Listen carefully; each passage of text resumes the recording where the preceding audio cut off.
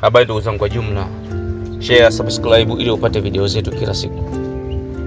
Ndugu zangu, leo nimewaletea jambo kidogo. Iko hivi, dunia hii jinsi ilivyo ina vitu vingi sana. Ndio maana kuna giza, kuna mwanga na kuna nyekundu. Ina maana kuna nyeusi, kuna nyeupe na nyekundu. Ndio namba kubwa zinazotumika katika dunia hii. Watu wengi ndio wanazijua hizo. Lakini kwenye hii rangi nyekundu, nyeusi na nyeupe huwa ina maana kubwa sana, elimu yake ni ndefu.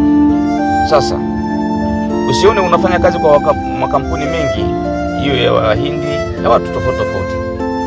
Ukiona watu kila mwezi wanachinja mbuzi au wanachinja ng'ombe, na mbuzi wanachinja kwa idadi na ng'ombe wanachinja kwa idadi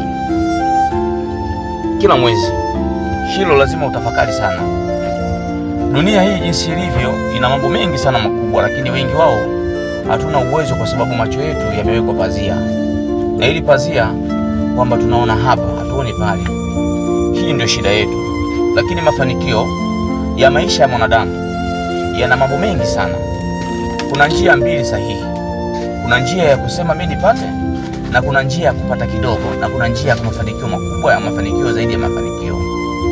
Ukipata story ya kusema kwamba mimi niishi kwamba kila kitu nitapata tu, basi utafeli katika dunia yako. Hii dunia imejaa mambo mengi sana. Ndio maana hii rangi tatu zina maana sana. Sawa, tuma comment itoe elimu yake.